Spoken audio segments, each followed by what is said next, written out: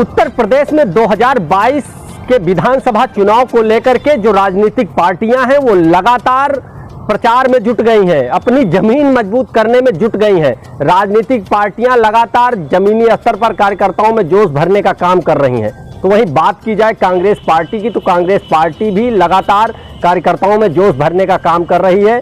Congress party की जो राष्ट्रीय महासचिव है प्रियंका गांधी, वो लगातार उत्तर प्रदेश का दौरा कर रही हैं और गांवों में भी जा रही हैं, अपने कार्यकर्ताओं में जोश भरने का काम कर रही हैं। हमारे साथ कांग्रेस पार्टी के प्रदेश महासचिव सुशील पासी जी मौजूद हैं। हम उनसे बात करेंगे और जानेंगे कि उत्तर प्रदेश में 2022 के चुनाव को लेकर के कांग्रेस पार्टी की क्या रणनीति है।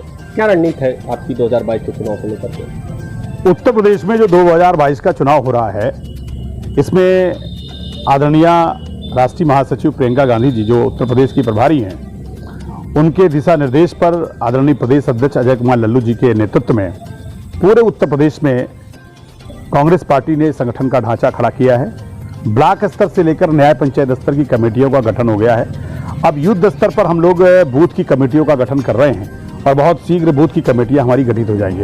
हम पूरे उत्तर प्रदेश पे पूरे विश्वास के साथ, क्योंकि हम गांव-गांव जाते हैं तो हमें विश्वास है कि जनता ने जैसे सभी दलों को मौका दिया है, इस बार उत्तर प्रदेश की जनता कांग्रेस को आशा भरी निगाहों से देख रही है और कांग्रेस के कार्यकर्ता भी पूरी विपक्ष की भूमिका अदा किए हैं पूरे 4 साल। तो जनता इस बार कांग्रेस को मौका देना चाहती है। हम पूरे जोश और खरोश के साथ उत्तर प्रदेश का चुनाव का 2022 का लड़ेंगे। सुशील पासी जी है, इनका साफ कहना है कि इस बार उत्तर प्रदेश की जनता कांग्रेस की तरफ उसका रुख है और कांग्रेस पार्टी भी पूरी मेहनत कर रही है।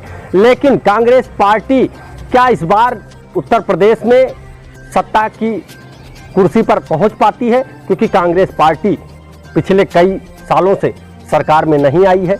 यहाँ जो कार्यकर्ता हैं वो भी लगातार इंतजार कर रहे हैं, लेकिन इस बार ये लोग दावा भर रहे हैं इस बार हमारी सरकार आएगी।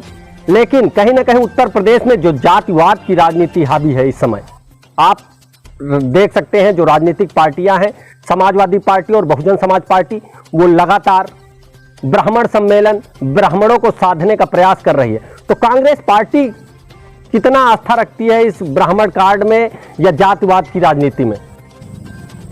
उत्तर प्रदेश ही नहीं, देश में कांग्रेस ने कभी जाति और धर्म की राजनीति नहीं की है। उसने विकास की राजनीति की है और सभी जाति धर्म के लोगों को विकास की मुख्य धारा में भागीदारी बना करके उसको मौका देने का काम करती है।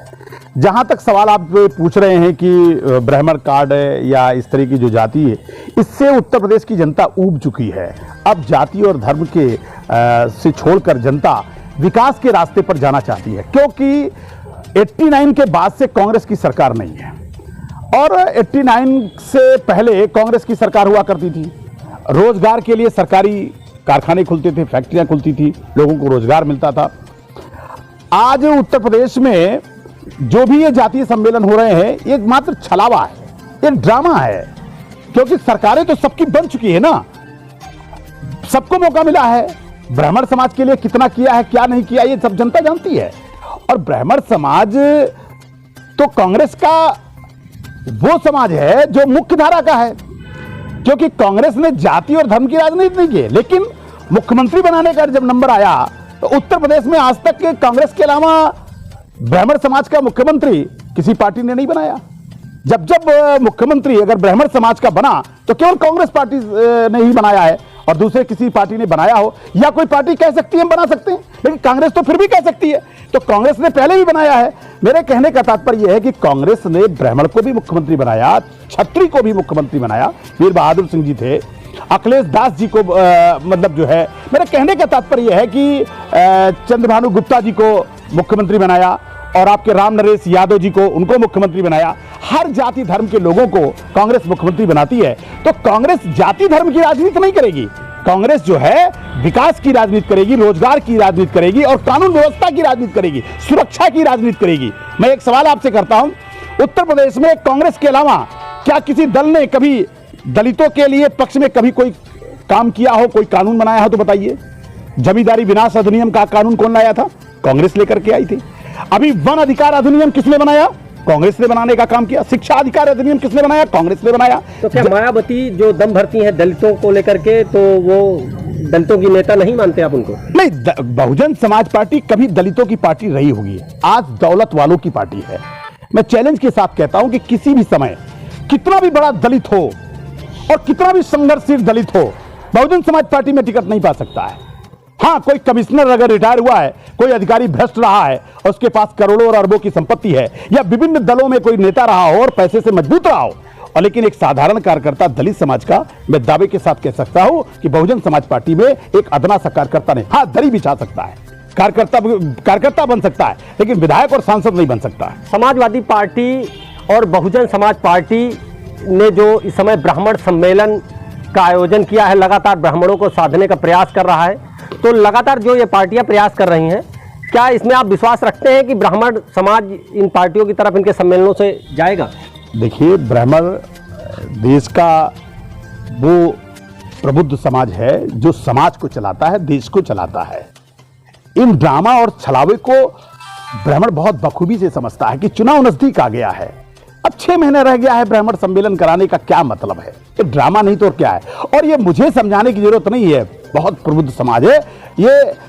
चाणक्य के जमाने से शासन सत्ता में भागीदार रहा है, इसने शासन सत्ता किया। उत्तर प्रदेश की जो दुर्दशा है, इसको ब्राह्मण बखूबी समझता है।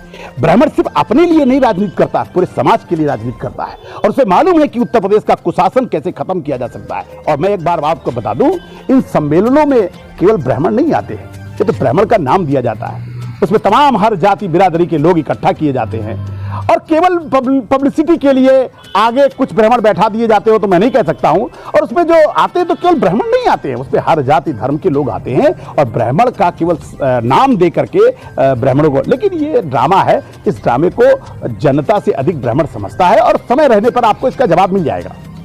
ये सुशील पासी जी हैं, जिनका साफ कहना है कि उत्तर प्रदेश में इस समय जो समाजवादी पार्टी और बहुजन समाज पार्टी के द्वारा लगातार ब्राह्मणों को साधने के लिए ब्राह्मण सम्मेलनों का आयोजन करने की बात की जा रही है, लगातार ब्राह्मणों को साधने का प्रयास किया जाता है। वो जो ब्राह्मणों को लेकर के ये कांग्रेस पार्टी की तरफ से ये अपना पक्ष रख रहे थे, अभी हमसे बात कर रहे थे, इनका साफ कहना है कि इन पार्टियों के इन सम्मेलनों से कोई फर्क पड़ने वाला नहीं है, ये केवल एक छलावा है ब्राह्मणों के साथ और एक ड्रामा है। इसमें इस कार्यक्रमों में ब्राह्मण कम ही संख्या में आते हैं। हमारे साथ सुशील जी मौजूद हैं, हम इनसे ये भी जानेंगे कि उत्तर प्रदेश में सरकार बनने के बाद इनके अहम मुद्दे क्या होंगे। देखिए, हम दावे के साथ कह सकते हैं कि जो 2022 में सरकार बन रही, बिना कांग्रेस के बलबूते सरकार नहीं बन सकती है। सरकार की जो संरचना होगी उसमें कांग्रेस की बहुत मुख्य भूमिका होगी, और कांग्रेस सदैव विकास की राजनीति की है। जो उत्तर प्रदेश विकास में पिछड़ गया, विशेष करके रोजगार में, जो सरकारी फैक्ट्रियां नहीं लग रही हैं, पढ़े लिखे नौजवानों को रोजगार नहीं मिल रहा है, तो रोजगार एक अहम मुद्दा होगा कांग्रेस के लिए कि नौजवानों को रोजगार से कैसे जोड़ा जाए। और दूसरा, कानून व्यवस्था, महिलाओं की सुरक्षा, दलितों की सुरक्षा, गरीबों की सुरक्षा।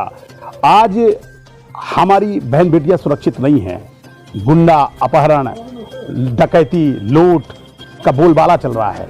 और सबसे बड़ी बात है, जो मानदेय पर रखने की जो परंपरा रखी गई है उत्तर प्रदेश में, सरकारी नौकरी नहीं देते, अब मानदेय और संविदा पर रखते हैं ताकि उन नौजवानों का शोषण किया जाए। हम इस प्रथा को खत्म करेंगे, और जो भी हम कर्मचारी नियुक्त करेंगे वो परमानेंट नियुक्त करेंगे, और जितने लोगों का उत्पीड़न मानदेय के नाम पर किया जा रहा है, इसका हम खात्मा करेंगे। चाहे वो आंगनबाड़ी कार्यकर्ता हो, चाहे वो शिक्षा मित्र का मामला हो, और चाहे आपका पंचायत मित्र का मामला हो, चाहे आशा बहू का मामला हो, चाहे आंगनबाड़ी का मामला हो, ये जितने भी हैं, ये इन सारे नौजवानों को मानदेय के नाम पे जो उत्पीड़न किया जा रहा है, इसका हम खात्मा करेंगे, और इन नौजवानों को एक परमानेंट रोजगार कैसे दिया जा सकता है, इस पे कांग्रेस पूरी तरह से काम करेगी। ये हमारे साथ सुशील पासी जी थे, जिनका साफ कहना है कि उत्तर प्रदेश में 2022 में अगर कांग्रेस पार्टी की सरकार बनती है तो ये शिक्षा, रोजगार पर ज़्यादा ध्यान देंगे। इनका विकास है मुद्दा, क्योंकि ये जातिवाद की राजनीति में कांग्रेस पार्टी ज़्यादा विश्वास नहीं रखती, ये इनका कहना है। कैमरा पर्सन अनिल के साथ Amar Pratap Singh, SK India News, Raebareli. देश दुनिया की तमाम ताजा तरीन खबरों को देखने के लिए आप देखते रहिए SK इंडिया न्यूज। साथ ही चैनल को लाइक, शेयर और सब्सक्राइब करना न भूलें, ताकि हमारी जो नई अपडेट्स है